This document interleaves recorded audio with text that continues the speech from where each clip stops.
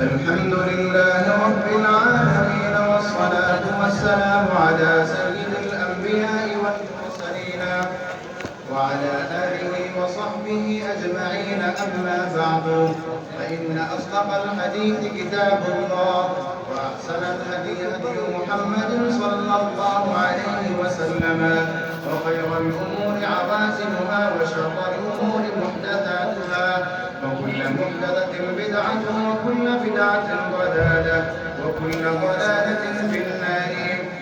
يقول جميع طلاب الحديث الشريف للصف النهائي بجامعة الشيخ حسين أحمد المدني بدوبندا: حدثنا فضيلة الشيخ أستاذ العلماء والفضلاء، أستاذنا الموقر وأحد كبار علماء الهند، مرجع النحو والصرف، العلامة المفتي مزمل علي الآسامي، أطال الله عمره وعمت فيوضه، رئيس هذه الجامعة وشيخ الحديث بها. قال: حدثنا فضيلة الشيخ قطب العالم، أستاذ العلماء والفقهاء، المحدث الجليل، العلامة الشيخ أحمد علي الآسامي، الشهير بشيخ الباسكندي، شيخ الحديث بجامعة دار العلوم باسكندي، ورئيس جمعية علماء الهند بآسام. قال: وحدثنا فضيلة الشيخ أستاذ العلماء والفقهاء، المحدث الكبير، العلامة الشيخ نصير أحمد قابل شهري، شيخ الحديث بجامعة دار العلوم بدوبندا. قال: حدثنا فضيلة الشيخ شيخ الإسلام والمسلمين قطب العالم، المحدث الوذعي، الفقيه الألماعي، العلامة السيد حسين أحمد المدني، شيخ الحديث بجامعة دار العلوم بدوبندا، ورئيس جمعية علماء الهند. قال: حدثنا فضيلة الشيخ الإمام الرباني، أستاذ العلماء والفقهاء، شيخ الكل، العلامة الشيخ محمود حسن الدوبندي، الشهير بشيخ الهند، شيخ الحديث بجامعة دار العلوم بدوبندا.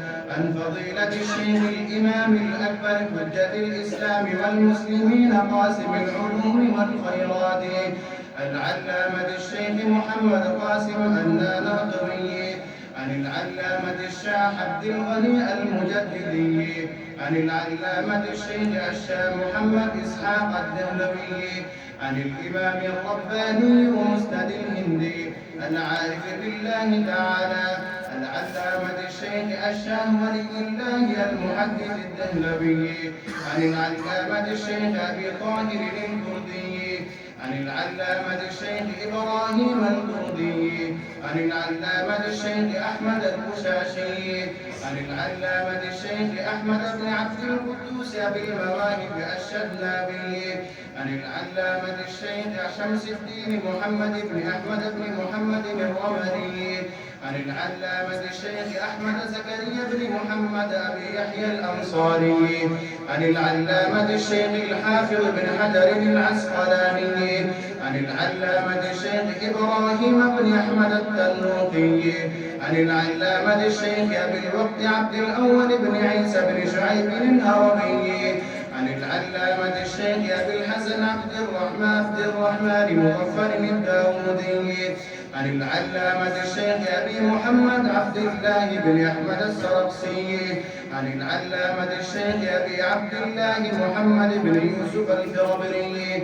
عن الشيخ الإمام الهمام العلام الحافظ الحجة أمير المؤمنين في الحديث أبي عبد الله محمد بن إسماعيل بن إبراهيم بن المغيرة بن بردسبة الجعفي اليماني البخاري رحمه الله تعالى. اللهم انفعنا وارفعنا بعلومهم وعلومكم أجمعين، آمين يا رب العالمين. أبنه قال: باب قراءة الفاجر والمنافقين، وأصواتهم وتلاوتهم لا يجاور حناجرهم. وبه قال: حدثنا هدبة بن خالد قال: حدثنا عمار قال: حدثنا قتادة قال: حدثنا أنس بن مالك عن أبي موسى رضي الله عنه وعنهم عن النبي صلى الله عليه